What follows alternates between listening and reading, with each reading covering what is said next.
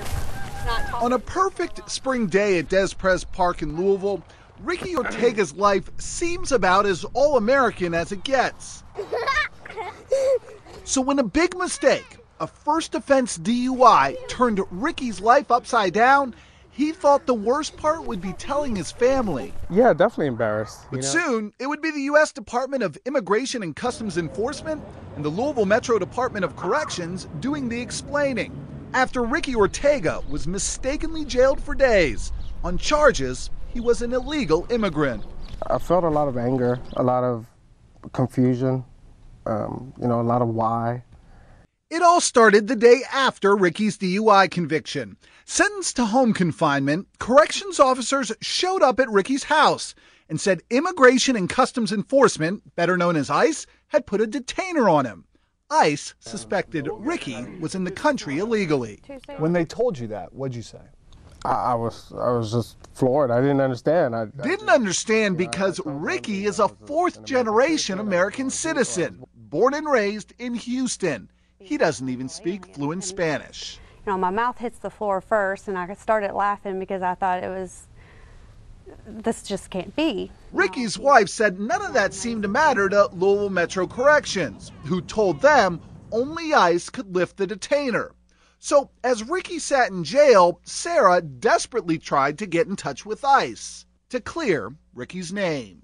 It's federal government. Everybody's at home enjoying the weekend, and I didn't hear a single word from anybody.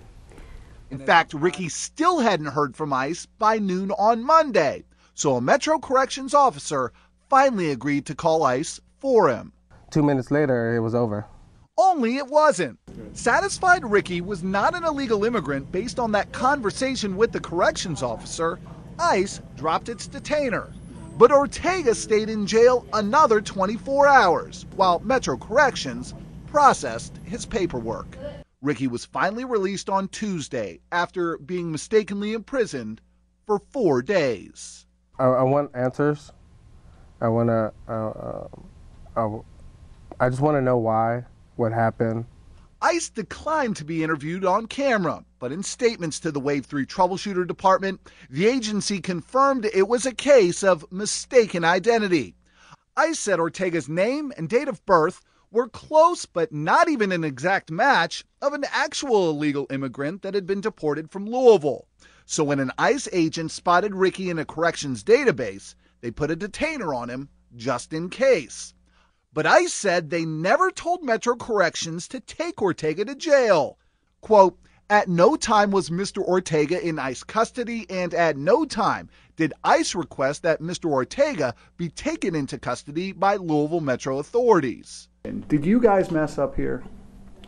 I don't think that we messed up. But again, Mark Bolton is the director of Louisville Metro Corrections. I mean, who gives you the right to say we're taking you to jail because ICE has a detainer on you? Again, that's been the long-standing practice. But it's not based in law. It's not based on law. It was based on policy. A policy that has changed as a result of our investigation. After we started looking into Ricky's mistaken arrest, Corrections decided it's not going to take people on home confinement to jail just because ICE places a detainer on them. Instead, Corrections will now just notify the county attorney's office. If the county attorney wants someone with a detainer jailed, they'll have to petition the court to do it. My fear is this happening again to an innocent person. Ricky Ortega has hired an attorney and will likely sue over what happened, believing something like this isn't supposed to go on in his country.